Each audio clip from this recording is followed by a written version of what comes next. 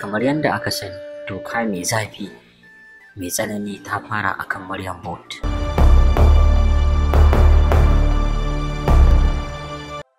Duk da kasancewa ba a korar mutum a wannan masana'antar ko cin mutuncinsa ko wulakanta shi, ko da ba Bahaushe ba ne, kuma ko da ba kabilar Hausa ba ne. Kamar yadda kuka sani, yanzu haka akwai waɗanda suna yin fim ɗin Hausa, amma kuma ba Hausawan ba, kuma ana yin shirin fim ɗin da su.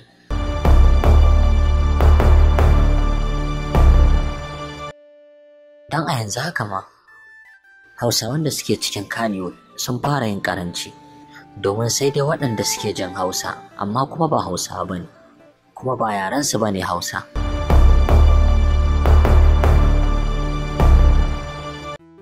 To amma babu kora, babu cin mutunci. Akwai waɗanda ba ma 'yan ƙasan nan ba ne, kuma sun shigo fim ɗin Hausa, kuma suna gudanar da sana'ar a cikin masana'antar.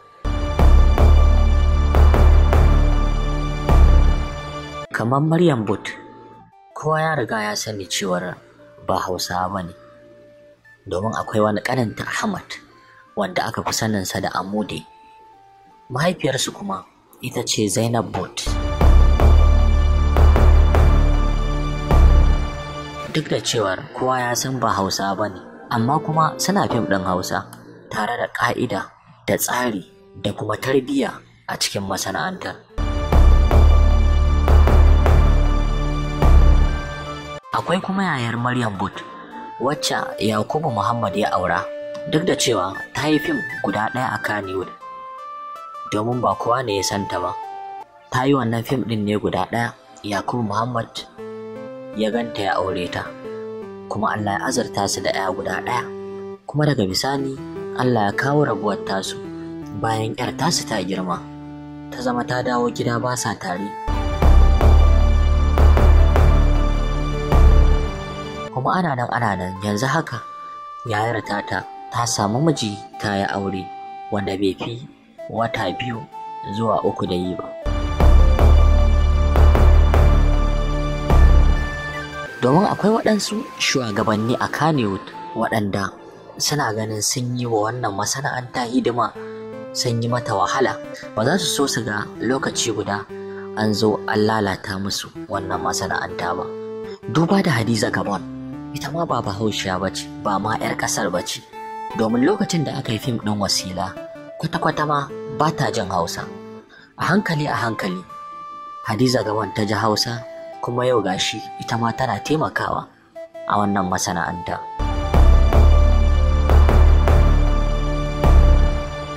Haka zalika Mansura Isa, kowa ya san cewar ba Bahaushiya ba ce, Bayarabiya ce.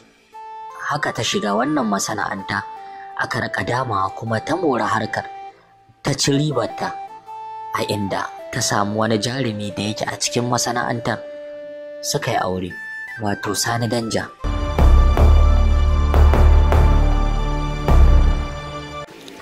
Haka zalika Muhibbat Abdulsalam, matar darakta Hassan Giggs, ita ma ta ci moriyar wannan masana'anta, ta ci riba, inda anan ya ganta shi ma ya aure ta. A cikin wannan masana'antar an yi auratayya daban-daban, ba a ma maganar su Ahmad Esno marigayi.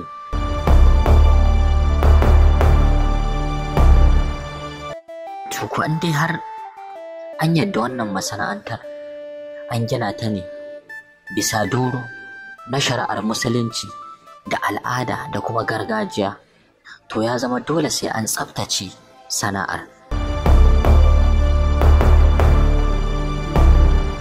Akwai shugabanni waɗanda suka yi hidimta wa masana'antar, irin su Jamiliya Kasai, irin su Kabiru Mai Kaba. Akwai wata jaruma da ta yi laifi, inda suka dakatar da ita, suka kore ta, inda jama'a suka yi ta bibiyar Kabiru Mai Kaba da ya taimaka ya yafe mata domin ta zo ta ci gaba da harkokinta. Amma Kabiru Mai Kaba ya ƙi, ya ce domin abin da ta yi ya saba al'ada da addini na masana'antar Kannywood. saboda ta aikata abin ba tare da ta zo ta ba kowa haƙuri ba, kuma bata nuna nadamarta ba. Idan aka bar ta ba a ɗauki mataki ba, zai sa wasu ma na baya su yi koyi da ita domin su kasance masu aikata irin abin da ta yi. Kamar yadda doka ta tanada ta wannan masana'antar, babu wanda zai isa ya shiga Kannywood ba tare da umarnin uwa ko uba. Wannan dokar ta fara aiki, ba iya Maryam ita kaɗai ba, yanzu haka dokar ta fara aiki.